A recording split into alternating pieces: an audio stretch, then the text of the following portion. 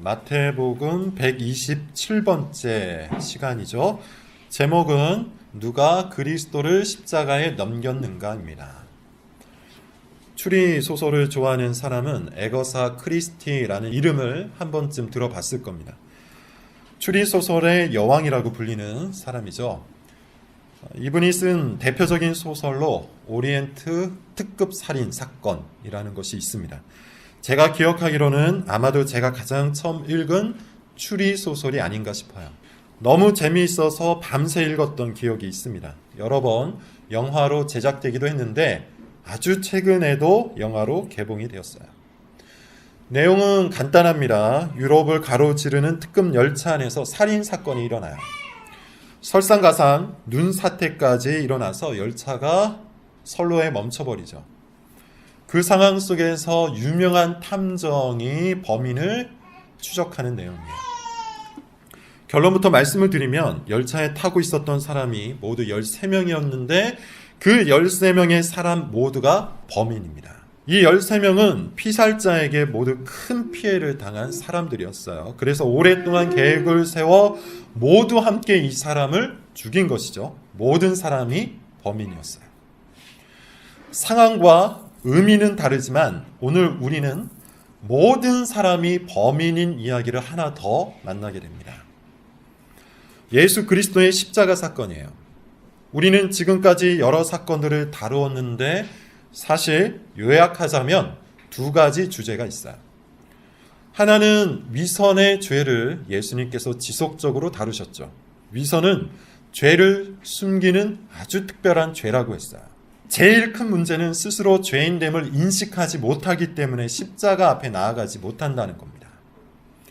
위선자들의 치명적인 잘못은 자기만 십자가를 회피하는 것이 아니라 다른 사람들까지도 십자가 앞에 나아가지 못하도록 방해를 한다는 것에 있죠. 그래서 예수님은 이들을 향해서 눈먼 인도자, 소경이 소경을 인도한다라고 고발하셨습니다. 다른 하나는 실패라는 주제를 다루었습니다. 모든 사람들은 자기를 신뢰하며 살아요. 이것이 태어날 때부터 갖고 있는 사람의 본성적 상태예요. 제자들도 그랬습니다. 그래서 결단을 하고 결심을 하고 열심을 다하면 자기가 마음먹은 대로 무엇이든 다 할 수 있다고 믿었어요. 착각이었죠. 마찬가지로 이것의 가장 커다란 문제는 십자가 앞에 나아가지 못하게 만든다는 거예요. 자신이 실패했다는 것을 거부하는 사람에게는 사실상 십자가가 필요가 없기 때문이에요. 그것보다는 베드로처럼 칼을 뽑아 들고 힘과 숫자와 돈으로 그리스도의 나라를 세우고자 했죠. 그러나 실패를 거부하는 사람에게는 진짜 실패가 예고되어 있습니다. 우리는 이것을 이미 지난 시간에 살펴봤어요. 베드로의 철저한 실패, 제자들의 완전한 실패를 보며 바로 거기에서부터 베드로와 제자들의 새로운 인생이 시작되었다는 것을 이미 배웠습니다. 위선과 실패라는 이 두 가지를 통해서 우리는 참된 믿음의 특징을 다시 한번 배울 수 있습니다. 자기 부인과 자기 헌신이에요. 마태복음이 가르치고 있는 참된 믿음의 두 가지 특징, 자기를 부인하는 것, 자기를 헌신하는 거예요. 자기 부인이 뭡니까? 자기 자신의 의로움을 부정하고 자신의 죄인됨을 인정하는 것이죠. 자기 부인이 뭡니까? 자기 자신의 강함을 부정하고 자신의 약함을 받아들이는 거예요. 자기 자신에 대한 신뢰를 버리고 자신의 무능을 고백하는 것, 그것이 자기 부인이에요. 자기 헌신은 또 뭡니까? 나는 죄인이기에 의로우신 그리스도께 전적으로 매달리는 거예요. 나는 약하기에 강하신 그리스도를 의지하는 것이고 나는 무능하기에 신실하신 그리스도를 날마다 구하는 거예요. 그런 의미에서 참으로 믿는 사람에게는 매일 날마다 이 두 가지의 삶이, 이 두 가지의 삶의 양식이 나타나는 거예요. 자기를 부인하는 삶, 자기를 헌신하는 삶, 이 두 가지 삶이 교차되어서 점점 거룩해져 가는 겁니다. 이것이 성화예요. 그리고 이것이 지금까지 우리가 마태복음을 통해서 배운 겁니다. 자, 그렇다면 어떻게 해야 자기 부인과 자기 헌신을 하는 참된 믿음을 소유할 수 있을까요? 어떻게 해야만 참된 믿음을 소유하여서 자기를 부인하고 자기를 헌신하는 진짜 신앙생활, 진짜 경건생활을 할 수 있는 걸까요? 이 질문은 정말 중대한 질문입니다. 역사를 가로지르는 질문이고 우리 인생을 관통하는 질문이 되어야 마땅해요. 이 질문에 대한 답을 알고 있는 사람은 정말 복된 사람이기 때문이에요. 이것은 우리 영혼에 대한 질문입니다. 더 나아가 우리 영생에 관한 질문이기도 해요. 영벌을 받을 것인지 영생을 얻을 것인지를 결정할 수 있는 질문이기 때문이에요. 그러므로 우리 모두는 지금 이 질문, 어떻게 해야 참된 믿음을 소유할 수 있는가? 이 질문에 귀를 쫑긋 세우고 열심히 들어야 돼요. 내 마음에 저장하고 내 인생에 간직하는 그런 마음을 갖고 이 말씀을 잘 들어야 한다는 겁니다. 어떻게 해야 자기 부인과 자기 헌신을 하는 진짜 믿음을 소유할 수 있을까요? 오늘 본문이 그 답을 전해줘요. 결론부터 말하겠습니다. 나의 죄가, 내가 그리스도를 십자가에 넘겨주었다는 사실을 진짜로 받아들이는 거예요. 이 문장이 어떤 사람에게는 굉장히 평범하게 다가올 수 있을 거예요. 내 죄가 그리스도를 십자가에게 넘겨주었다. 이미 많이 들어본 문장이기 때문이에요. 반면에 어떤 사람에게는 이 문장이 우레와 같이 다가올 겁니다. 내 죄가 그리스도를 찔렀다는 사실, 내 죄가 그리스도를 십자가에 넘겨주었다는 바로 그 사실 앞에 분명히 누군가는 마음이 내려앉았을 거예요. 왜냐하면 성령께서는 이 평범한 문장 하나를 갖고 한 사람의 인생을 사로잡으시기 때문입니다. 이 평범한 문장을 갖고 한 사람의 마음속에서 새로운 일을 시작하시기 때문이에요. 누군가에게는 평범하고 누군가에게는 지루하고 누군가에게는 아무런 느낌도 주지 않는 문장이지, 누군가에게는 성령께서 질책하시는 말씀으로 우레와 같이 다가온다는 것이죠. 성령께서 질책하시는 그 누군가는 자기 죄에 대해서 통렬한 아픔을 갖습니다.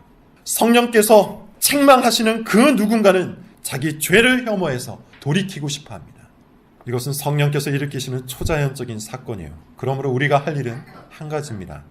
성령께서 우리 심령 속에 이와 같은 일을 일으키시기를 간절히 바라는 것이죠.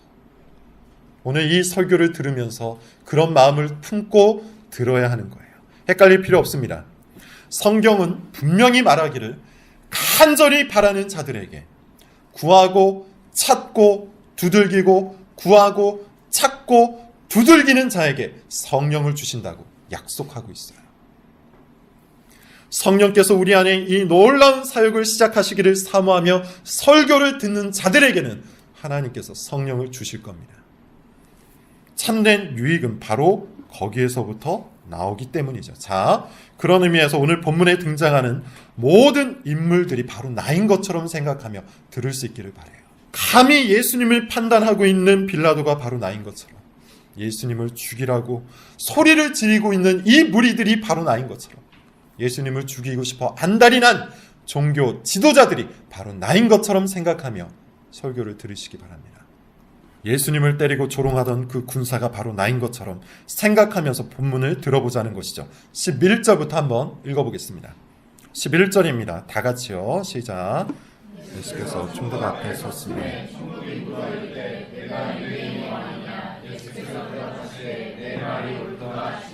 지난 시간에 말씀드린 것처럼 지금 이 대제사장 그룹은 시간을 끌고 싶어 하지 않았습니다. 혹시라도 밀란이 일어날까 우려를 한 것이죠. 속전속결을 원했기에 그날 밤에 로마 총독 앞으로 끌고 갔어요. 오직 로마의 황제에만 생사 여탈권이 있었던 시대였기 때문입니다. 로마 총독이 묻죠. 내가 유대인의 왕이냐. 고발 내용이 교묘하게 바뀌었습니다. 대제사장 그룹이 예수님을 심판할 때는 어떠한 죄를 적용했죠? 신성모독죄를 적용했어요. 그런데 지금은 반란죄를 적용하고 있는 거예요. 로마 황제가 있는데 감히 스스로 유대인의 왕이라고 말했다는 겁니다. 예수님이 답변을 하세요. 내 말이 옳도다. 자, 이어서 12절을 읽어봅시다. 12절입니다. 시작.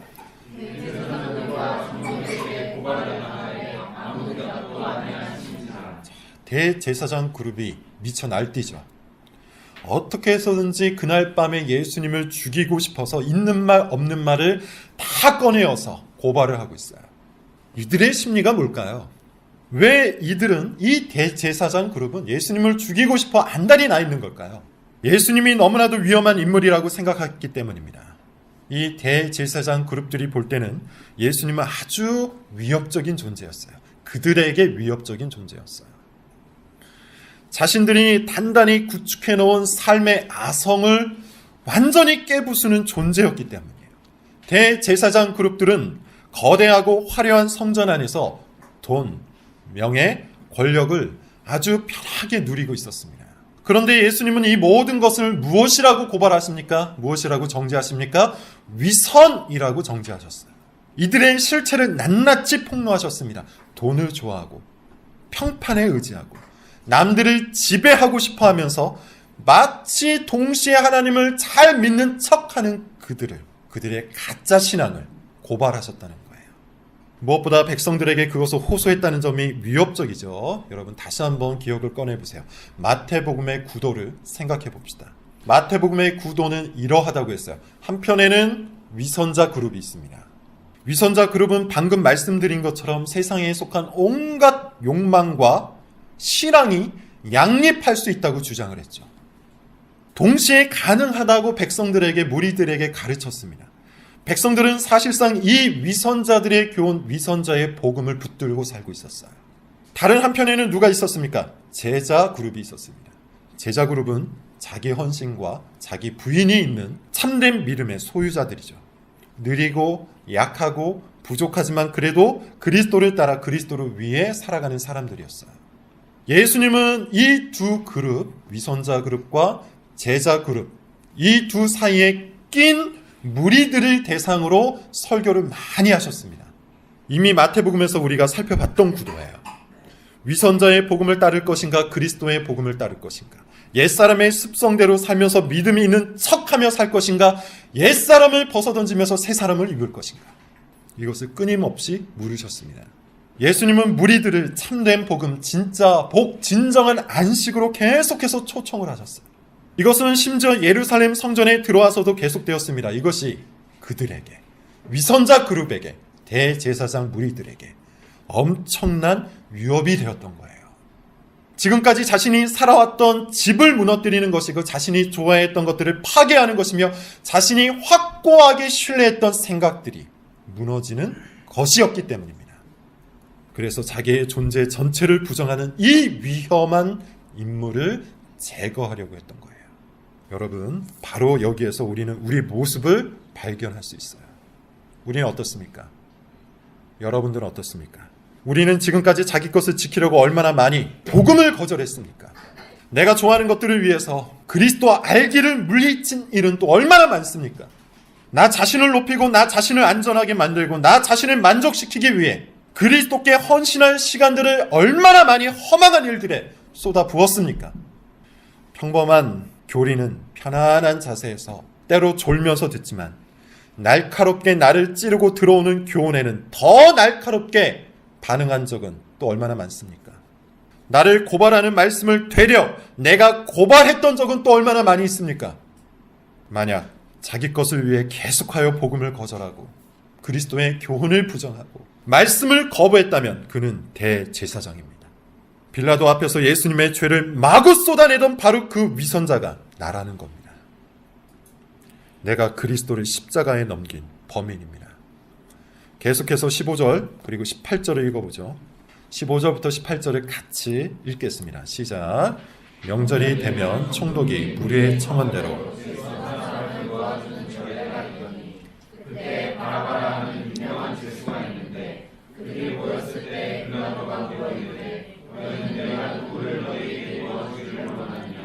바라바냐 그리스도라 하는 예수냐 하니 이는 그가 그들의 시기로 예수를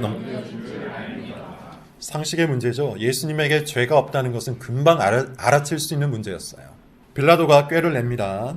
명절이 되면 죄수한 사람을 놓아주는 전례가 있었다고 해요. 민심을 얻기 위한 겁니다. 요즘에도 있죠. 광복절이나 성탄절이 되면 특별 사면을 하는 것과 같은 거예요. 빌라도 딴에는 무리들이 예수님을 놓아달라고 할 줄 알았겠죠. 사람들을 모아놓고 두 죄수를 세웁니다. 한편에는 예수님이 계시고 다른 한편에는 바라바라 하는 사람이 있어요. 이 바라바는 반란군의 수괴였고 사람을 죽인 죄로 잡혀 들어온 사람이에요. 나름대로 백성들의 영웅이기도 했습니다. 우리나라로 치면 일제시대에 활약하던 의열단의 단장 정도 될 거예요. 안중근 의사나 윤봉길 정도 되었을 겁니다. 다시 말해서 지금 무리들 앞에 서 있는 이 둘은 모두 구원자인데, 한 사람은 자기 자신을 죽이심으로 우리 영혼을 건지시는 구원자고, 다른 한 사람은 힘을 통해 남을 죽임으로 내가 원하는 바를 얻게 해주는 이 땅의 구원자예요. 벌써부터 예감이 안 좋죠. 아니나 다를까 이미 뒤에서 작업이 다 끝난 상태입니다. 20절, 23절 같이 한번 읽어볼게요. 20절부터 23절입니다. 자, 시작. 대제사장들과 장로들이 무리를 권하여 바라바를 예수를 십자가에 하였더니 총독이 대답하여 둘 중에 누구를 너희에게 놓아주기를 원하느냐. 이르되 바라바로소이다. 빌라도가 이르되 그러면 그리스도라 하는 예수를 어떻게 하랴. 그들이 다 이르되 십자가에 못 박혀. 베드로가 이르되 어찌미냐 무슨 악한 일을 하였느냐.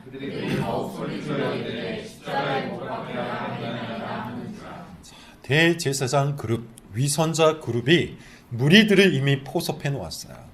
무리들이 바라바를 달라고 소리를 칩니다. 빌라도가 답답해서 왜 그러냐 이렇게 아무리 이야기를 해도 듣지를 않아요. 무리들이 더 기를 쓰고 소리를 지릅니다. 자, 그렇다면 이 무리들의 심리는 도대체 뭐였을까요?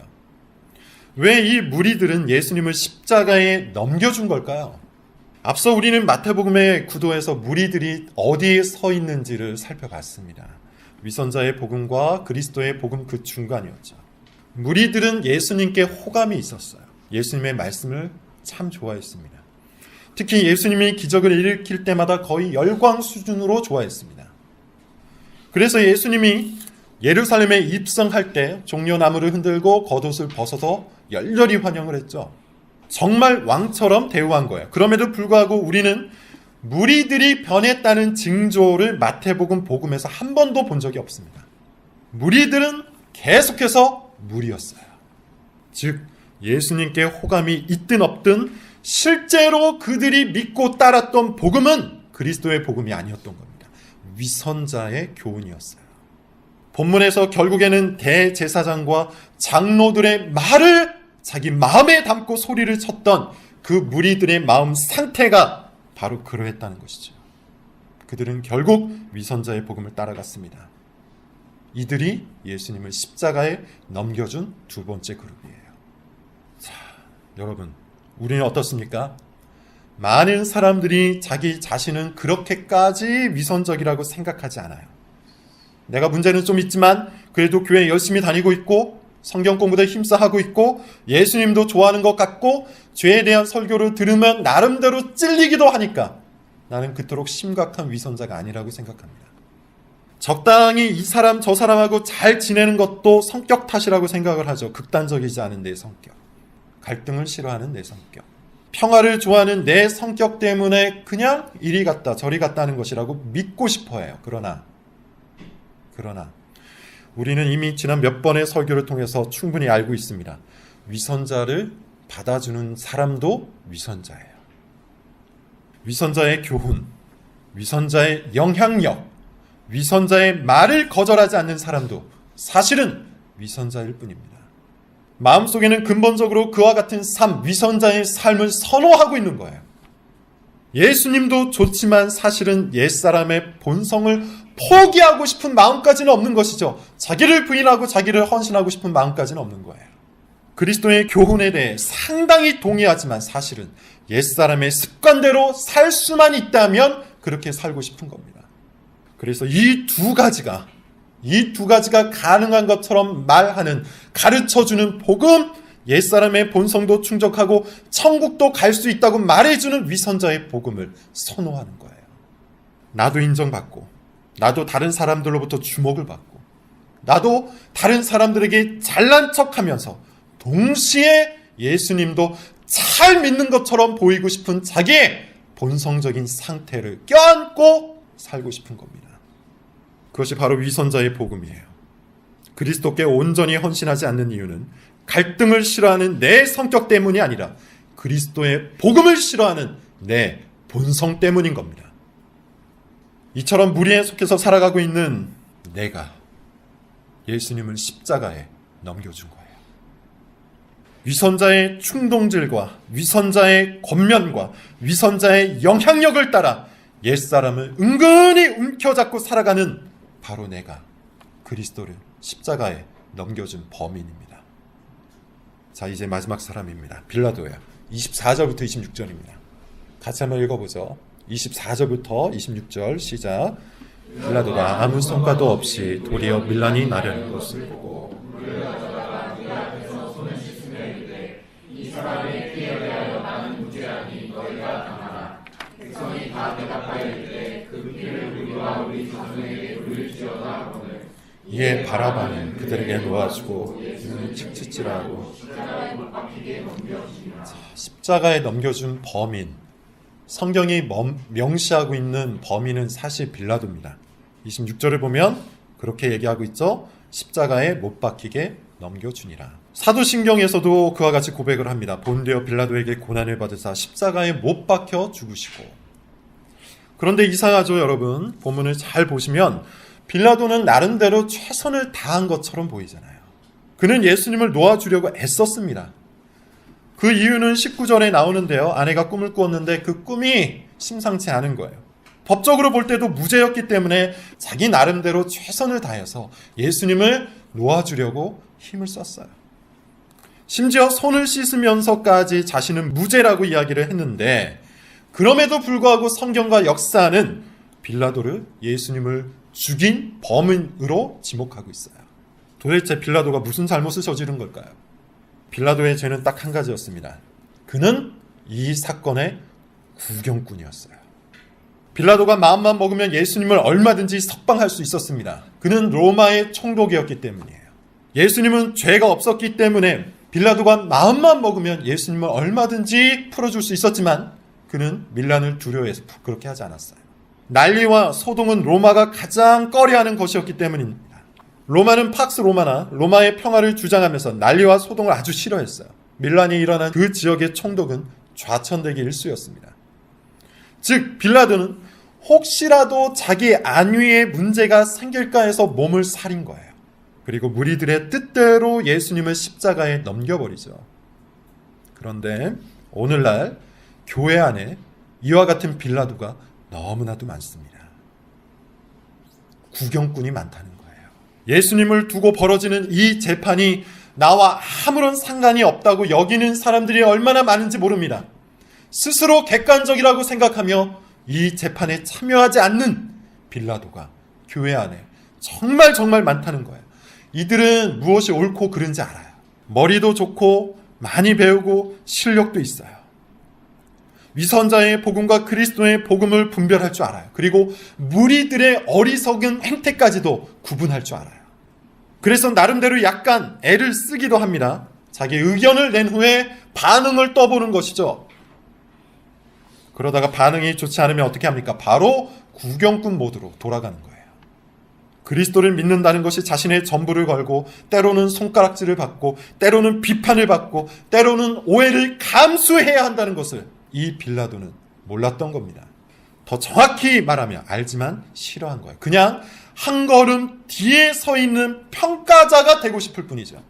계속해서 옳고 그른 것만 판단하는 사람이 되고 싶어 했던 겁니다. 빌라도예요. 그리스도를 선택하지 않고 십자가에 넘겨버린 나름대로 객관적이라고 생각하는 빌라도예요. 여러분, 우리가 지금까지 살펴봤던 마태복음에서 나타난 그 믿음의 온도는 어느 정도 될까요? 차가울까요? 아니면 미지근할까요? 차갑지도 않고 미지근하지도 않죠. 참된 믿음은 항상 뜨겁습니다. 천국 비유를 생각해 보세요. 밭에 감추어진 보화를 발견한 사람이 어떻게 합니까? 미지근하게 구경합니까? 아니죠. 전 재산을 팔아서 그 밭을 사버립니다. 최고의 진주를 발견한 장사치는 어떻게 합니까? 한 걸음 물러서서 구경만 하고 있습니까? 객관적으로 평가만 하고 있습니까? 아니죠. 자기의 전부를 팔아서 그 진주를 사는 겁니다. 향유 옥합을 깨뜨린 마리아의 믿음은 몇 도일까요? 차가울까요? 미지근할까요? 아니잖아요. 뜨겁습니다. 적극적이고 뜨거웠어요. 마태복음에 등장하는 참된 믿음을 가진 사람 중에 구경꾼은 아무도 없었습니다. 그리스도를 뜨겁게 변증하지 않는 사람은 빌라도예요. 그리스도를 뜨겁게 사랑하지 않는 사람도 빌라도예요. 그 사람이 바로 그리스도를 십자가에 넘긴 범인입니다. 여러분, 오늘 설교 제목이 뭡니까? 누가 그리스도를 십자가에 넘겼는가예요. 세 종류의 사람이 나왔습니다. 첫째는 위선자들이죠. 자기를 보호하고 끝까지 자기 것을 즐기려고 하는 위선자가 바로 그리스도를 십자가에 넘긴 범인이에요. 둘째는 무리입니다. 양다리를 걸치다가 결국에는 옛사람의 습성을 따라가는 무리가 예수님을 십자가에 넘긴 범인이에요. 셋째는 구경꾼입니다. 아는 건 많은데 아무 행동도 하지 않는 사람. 분별력은 뛰어난데 그리스도를 위해서 아무것도 선택하지 않는 사람. 그가 예수님을 십자가에 넘긴 사람이에요. 그렇다면 이제 우리는 어떤 모습인지 스스로 돌아봅시다. 우린 누굽니까? 위선자입니까? 우리는 누굽니까? 무리입니까? 우리는 누굽니까? 빌라도입니까? 아니면 이 세 사람이 섞여 있는 괴물 같은 사람입니까? 우리가 누구든 우리 모두는 예수님을 십자가에 못 박은 장본인입니다. 범인이에요. 왜냐하면 예수님께서는 바로 나를 위해 그 십자가에 올라가셨기 때문이에요. 무슨 말일까요? 본문은 세 종류의 사람이 예수님을 십자가에 넘겼다고 해요. 하지만 성경 전체를 보면 예수님을 십자가에 진짜로 넘긴 분이 계시죠. 그의 아버지 성부 하나님입니다. 하나님께서 자기 아들을 십자가에 넘겨주셨어요. 왜 그렇습니까? 저 세 종류의 사람, 위선자, 무리, 구경꾼인 바로 나를 위해 자기 아들을 십자가에 넘기신 거예요. 예수님을 죽이라고 본성적으로 아우성을 치는 바로 나의 죄 때문에, 나의 죄를 위해 하나님께서 자기 아들을 십자가에 넘겨주셨습니다. 여러분, 이 하나님의 사랑이 지금 우리 가운데 선포되고 있다는 것을 아시기 바라요. 아들을 죽이기까지 우리를 살리고자 하시는 하나님의 사랑이 지금 바로 여기에 있습니다. 누구든지 자기 죄를 고백하고 그리스도를 믿으면 구원을 받아요. 누구든지 성령을 위하여 간구하면 복음의 역사가 그 심령 속에서 힘있게 시작됩니다. 누구든지 하나님의 긍휼과 자비를 구하면 우리의 속사람이 새롭게 됩니다. 십자가의 그리스도가 바로 그 증거입니다. 그러므로 여러분, 간청하십시오. 구하십시오. 열렬히 소망하십시오. 죄와 사망에서 해방되고 그리스도 안에서 참된 자유를 맛보기를 구하십시오. 여러분이 지금 당장 그리스도의 복음을 힘껏 붙든다면 그리스도의 복음은 평생 동안 여러분을 놓지 않을 것입니다. 다시 한번 말하지만 지금은 은혜 받을 때요, 복음을 들을 때입니다. 회개하시고 그리스도를 믿으시기 바랍니다. 기도하겠습니다.